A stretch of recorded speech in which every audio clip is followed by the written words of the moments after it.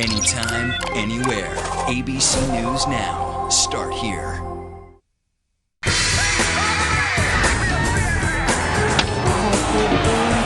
Ask what you can do for your country. Mr. Gorbachev, tear down this wall. Hello and welcome to Time Tunnel, where we find out what was making news in the past. I'm Alicia Davis in New York, and today we travel back to this day in 1972. Harry Reisner had the news. Good evening from ABC News headquarters in New York. I'm Harry Reisner.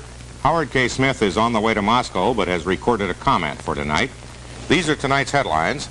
Vice President Agnew says it is totally unrealistic to expect the Republicans to accept John Conally as their vice presidential nominee.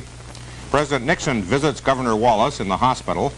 A bomb explodes in a Pentagon washroom, and the underground weathermen claim they were responsible.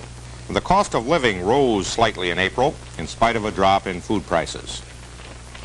Reports tonight from Irv Chapman on Moscow's preparations for Mr. Nixon's visit. David Snell interviewing the Alabama State Police captain wounded with Governor Wallace. Stephen Gear on the bombing in the Pentagon. Frank Reynolds with Senator Muskie back on the campaign trail in Rhode Island. Jules Bergman on the auto industry's problems in meeting the deadline for air pollution curbs. And tonight's comment, what to expect at the Moscow summit and why the Russians want the top-level meeting. Vice President Agnew reported to the White House today on his just-completed Far East trip, and he had some optimistic things to tell President Nixon about Vietnam on the eve of Mr. Nixon's journey to Moscow. But it was afterwards, in a meeting with reporters, that Agnew produced the real news.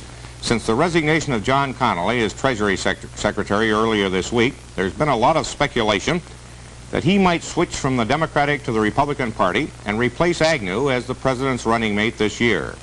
But Agnew, after meeting with the president, became the first Republican official of note to speak out on the subject. More on the story from ABC White House correspondent Tom Jarrell. A tired but politically confident Vice President Agnew emerged from a meeting with the president, convinced that in 1972, the man most often speculated as Agnew's rival, John Conally, is out of the running.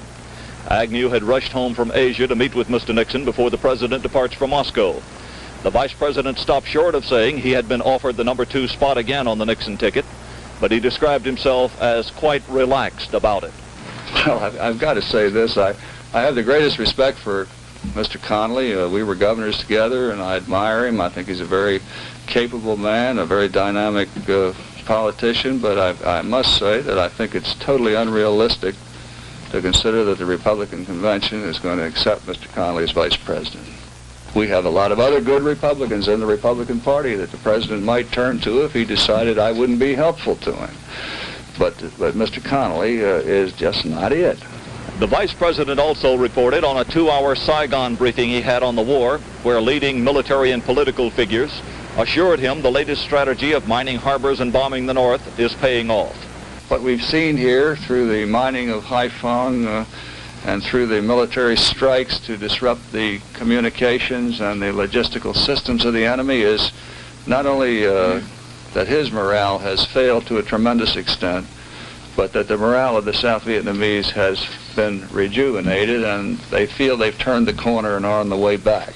Now, of course, there are going to be a great many more difficult battles, but I think the way the situation looks now, we're coming out of the woods. I know that's been said many times in the past, but we've never had this type of all-out ground-holding effort by the North before. Vice President Agnew said he does not think President Nixon will be embarrassed by a serious military setback in Vietnam during his Moscow summit meeting. He was rushed home to report on the eve of the president's departure, setting the public stage for Mr. Nixon to negotiate with political adversaries from the vantage point of a favorable military situation rather than that of a leader backing a loser. Tom Jarrell, ABC News at the White House. The Soviet Communist Party newspaper Pravda published a long article today which seemed designed to convince the Russian people that the Kremlin, in playing host to Mr. Nixon, would not be hurting its other foreign policy objectives. Pravda called the impending summit talks crucial, but emphasized that better relations between the two countries would not be sought at the expense of third countries. There was no direct mention of Vietnam. This evening, we have a report from ABC's Irv Chapman on the scene that awaits the president in Moscow.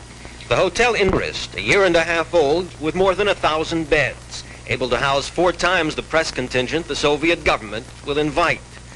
The press room inside will sparkle with typewriters, teletype and phone equipment, TV cameras, and a bar. Our request to film in the press room was refused, which happens all too often here in Moscow.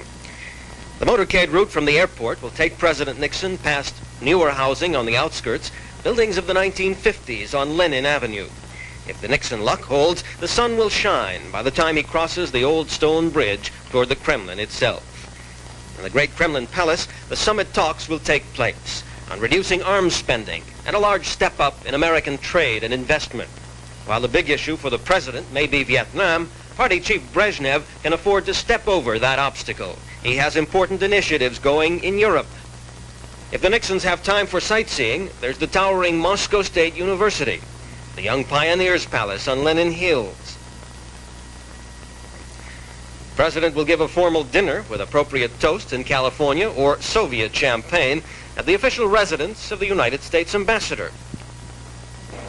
An advanced party of technicians is working full steam ahead on logistics and communications. So the path to the summit, while bumpy, seems clear.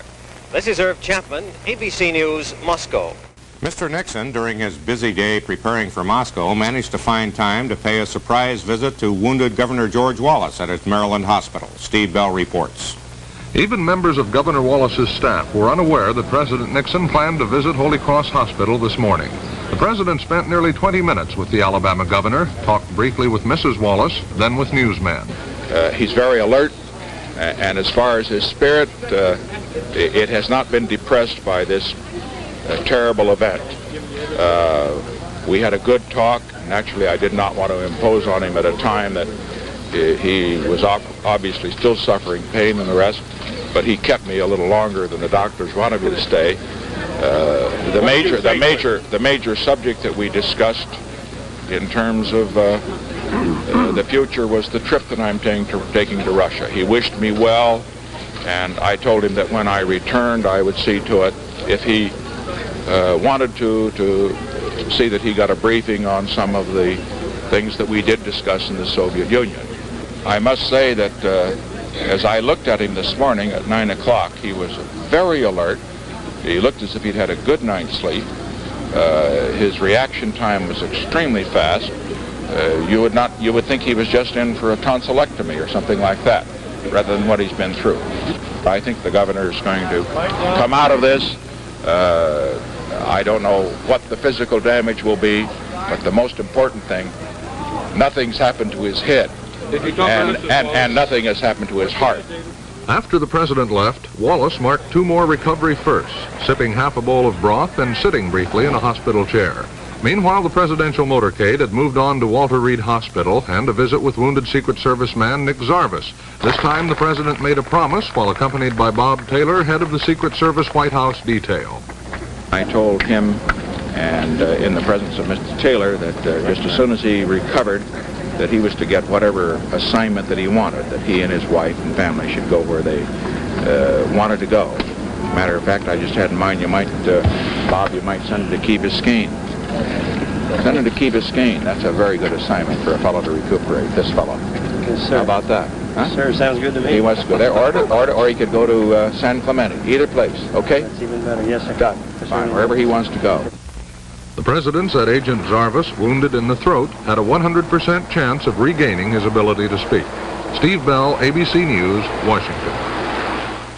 2 other persons suffered slight wounds in Monday's shootings, a Wallace campaign worker and Captain E.C. Dothard of the Alabama State Police, who had been helping to protect Wallace. Today in Montgomery, Alabama, Dothard met with reporters, including ABC's David Snell. Captain Dothard told of heckling and rock throwing at an earlier Wallace rally last Monday, but said the crowded Laurel had given security forces no cause for concern. We had no heckling to amount to anything. Seemed like all the people there were supporters. Had a little isolated heckling, nothing thrown at all. So when he finished, he wanted to shake hands. Well, he asked, he made the statement almost in the form of a question, like he would, I'd like to shake hands. And when nobody said we'd rather not, then he went into the crowd directly. I heard the 5 shots. I never did see the gun. I never did see the man.